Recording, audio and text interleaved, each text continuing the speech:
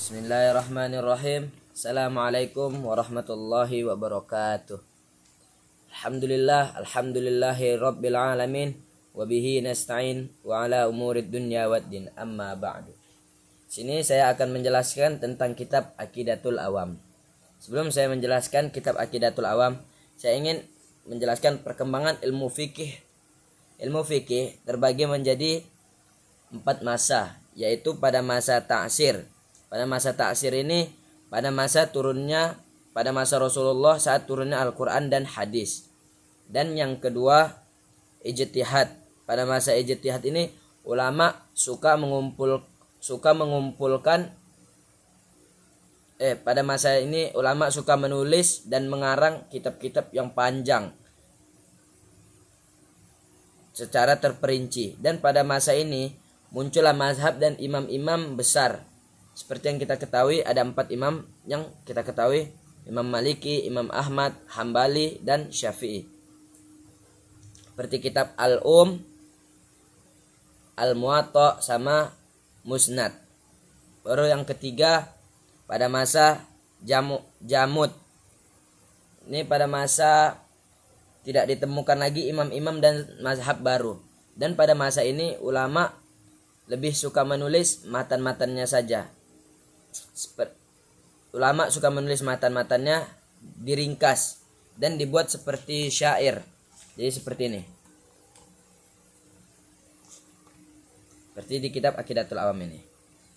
Baru yang keempat pada masa hadir. Pada masa ini kembali lagi seperti periode pada masa kedua, yaitu suka menulis dan mengarang kitab-kitab yang panjang. Ini pada masa kita ini secara terperinci dan jelas. Berarti seperti ke periode kedua. Baru pada masa periode ketiga tadi kan tidak efektif, karena kan ulama-ulama tuh dulu suka menulis matan-matannya saja. Ya seperti ini kan.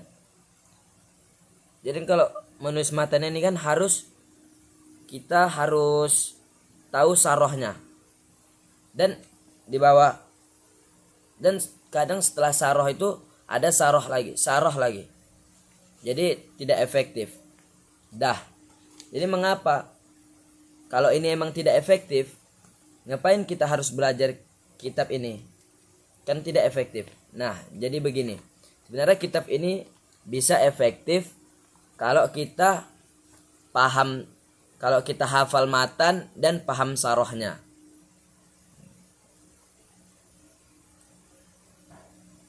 Nah, apa yang saya lakukan di depan ini, saya ingin menjelaskan tentang saroh dan matan pada kitab Aqidatul Awam yang sudah saya pelajarin, yang sudah saya hafal.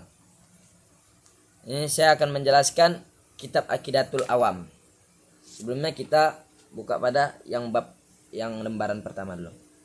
Di sini terdapat ilmu aqidatul sini terdapat Aqidatul Awam. Akidah kan artinya keyakinan. Sedangkan awam itu orang-orang yang tidak berilmu atau ilmunya belum kuat. Jadi kita belajar Aqidatul Awam ini karena kita keyakinan bahwa ilmu kita ini belum kuat. Dan di sini ada li Syekh Alim Adamat. Ini Adamat berarti ini Syekh pintar dan yang pintar pol. Jadi bisa dikatakan pakar. Syekh pintar dan pakar pintar gitu, pintar pol. Sini pengarang kitab Aqidatul Awam Syed Ahmad Marzuki. Pengarang kitab Aqidatul Awam Syed Ahmad Marzuki. Oke, bismillahirrahmanirrahim. Sebelum saya menjelaskannya, kita baca sedikit. Abda'u bismillahirrahmani wa birrahimi daimil ihsani walhamdulillahi qadimil awalin wal akhiri baki bila tahawuli. Sini abda'u bismillah. Siapa yang memulai? Yang memulainya itu yang pengarang kitab. Berarti Imam Ahmad Berarti yang memulai ini, yang memulai abda'u bismillah ini Syekh Ahmad Marzuki. Baru sini ada warrahmani wabirrahimi daimil ihsani. Warrahmani ini kan maha penyayang. Sedangkan wabirrahimi maha pengasih. Maksudnya apa sih? Yang dua ini warrahmani dan wabirrahimi. Sedang yang pertama itu warrahmani.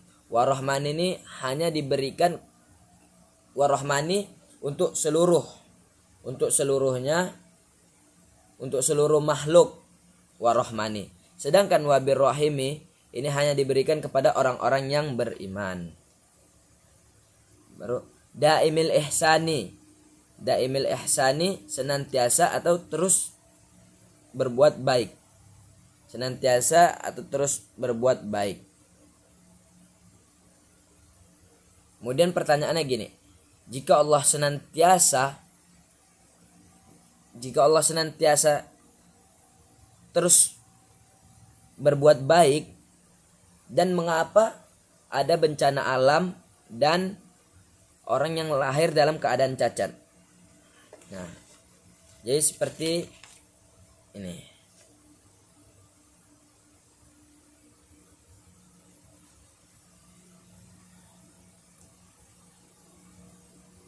Seperti contohnya seperti ini. Jika Allah berbuat baik, kenapa harus ada orang yang lahir dalam keadaan cacat dan yang kayak bencana alam? Jadi seperti gini.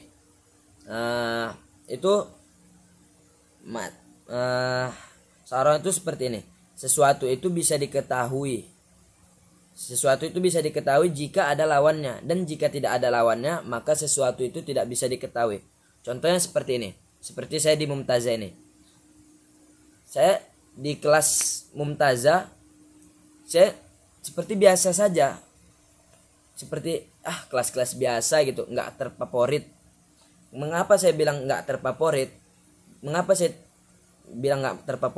Karena saya tidak ada lawannya, tidak ada kelas-kelas yang lain. Jadi saya merasa tidak terfavorit. Padahal kelas saya kelas terfavorit. Dan contohnya lagi seperti ini.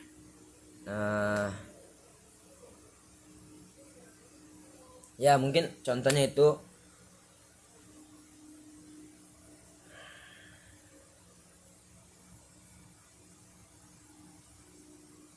sesuatu itu bisa diketahui jika ada lawannya, dan jika tidak ada lawannya maka sesuatu itu tidak bisa diketahui. Seperti tadi saya bilang saya tidak terfavorit. Karena apa? Kelas saya cuman sendiri gitu. Karena nggak ada lawannya kelas saya. Sedangkan kalau ada lawannya kan kita tahu, oh kelas saya terfavorit gitu. Baru falhamdulillahi qadimil awali wal akhiri baki bila tahawuli. Di sini kan qadimil awali al akhiri al baki. Sini dia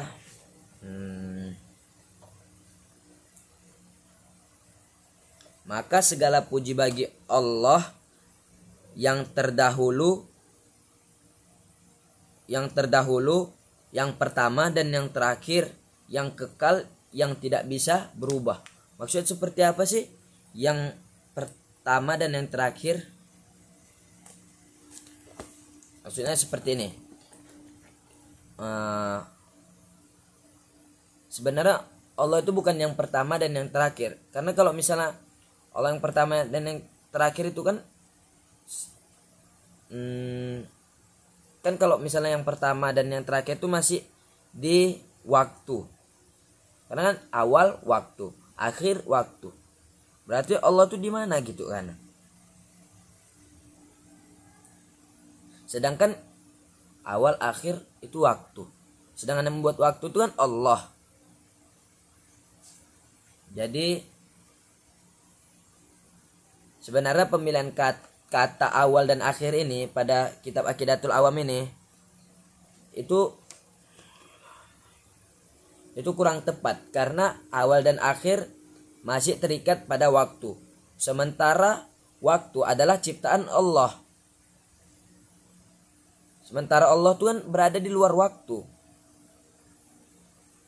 Karena Allah yang menciptakan waktu. Maksudnya awal dan akhir itu masih waktu. Sedangkan Allah Tuhan berada di luar waktu. Awal akhir masih terikat kepada waktu. Sementara Allah berada di luar waktu. Karena Allah yang menciptakan waktu. Ini dibuat awal akhir nih karena tidak ada bahasa lain untuk sesuatu yang di luar waktu.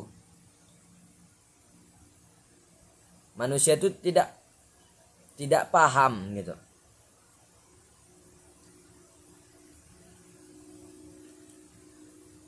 Untuk pemahaman manusia aja makanya dibuat awal wal akhir. Karena manusia itu dia tidak paham kalau misalnya pemikiran yang di luar waktu. Sebenarnya pemilihan nih saya jelaskan sekali, awal wal akhir. Berarti kalau awal wal akhir itu termasuk waktu. Awal akhir. Berarti yang di tengah-tengahnya ini waktu. Sedangkan yang membuat waktu ini Allah. Berarti kata awal dan akhir ini kurang tepat. Karena awal dan akhir masih terikat waktu. Sementara Allah berada di luar waktu. Karena apa saya bilang Allah berada di luar waktu? Karena kan yang menciptakan waktu itu kan Allah. Ini dibuat awal akhir karena untuk pemahaman manusia. Supaya manusia bisa paham. Mungkin ini saja yang dapat saya sampaikan. Mohon maaf atas segala kesalahan. Syukron. Assalamualaikum warahmatullahi wabarakatuh.